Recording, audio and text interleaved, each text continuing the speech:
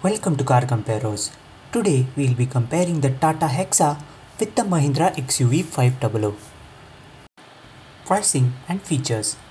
Hexa XT4x2 manual costs 19.3 lakh rupees on road tele, which is 20,000 rupees cheaper than the XUV's top of the line W10 variant costing 19.5 lakh. Hexa may be a tad cheaper than the XUV, but the XUV W10 has a long list of extra features over the Hexa XT, like electric sunroof, tire pressure monitoring system, telescopic steering adjustment, push button start and smart key, cornering lamps, auto up and tip-hinge driver's window, and electrically adjustable driver's seat. The Hexa, on the other hand, just has terrain response, retractable window sunblinds, heated mirrors, 4 tweeters and a subwoofer over the XUV. Performance and drivability. Both cars seem evenly matched on paper, but the Hexa struggles to keep up with the XUV in the real world. Hexa's problem is that it is 300 kilograms heavier than the XUV, and it has a bigger turbocharger which takes a long time to spool up. This makes it much less responsive than the XUV at lower RPM, and hence a bit tiresome to pilot around town. Its generous dimensions and huge turning circle makes matters even worse. On the highways, both cars are neck to neck with each other. Hexa Automatic alleviates most of the troubles of the manual with its quick shifts and excellent smoothness, and gives it a slight edge over the marginally dull responses of the XUV Automatic.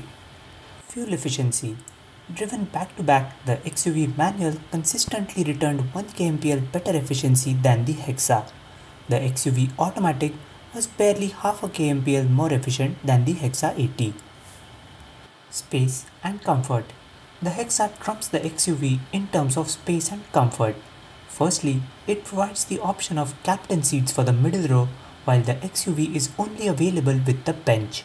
Secondly, Hexa's third row is far more spacious and comfortable than the XUV's. It can genuinely accommodate 2 full-sized adults. Thirdly, Hexa's interiors feel more upmarket and plush compared to the cheap and plasticky cabin of the XUV. Handling and ride quality. Both cars are based on drastically different architectures. The XUV 500 has a monocoque chassis with front-wheel drive, while the Hexa has a proper old-school body-on-frame architecture with rear-wheel drive. Tata has tuned Hexa's ride quality to magic carpet levels of perfection. Even with the 19-inch rims, the ride is better than almost any car being sold in the market today. XUV's ride feels noticeably stiff and jiggly in comparison.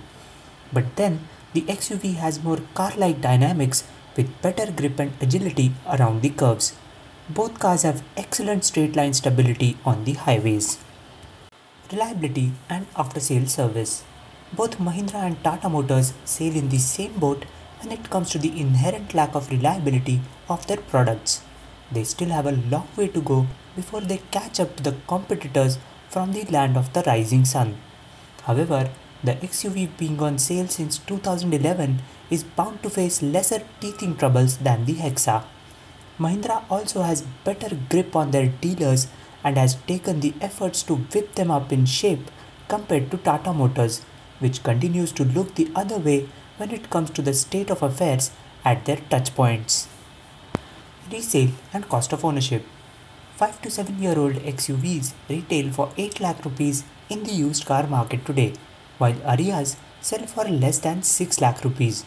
The Hexa is bound to fare slightly better than the Aria, but still hold a slight disadvantage over the XUV.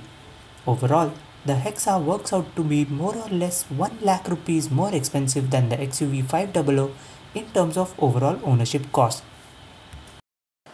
That brings us to the verdict. We have to hand it over to the XUV for the time being. The Hexa remains a gamble in terms of quality, and it would be a bit tough to put your money down before it survives its first 6 months in the market without any drama. The XUV is also more practical, better value for money, and more manageable to drive in city traffic. It narrowly edges past the Hexa to claim the top spot in this test.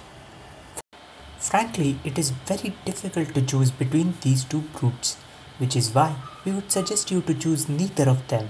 Today, much nicer cars are available in the market compared to these rough cut and outdated machines.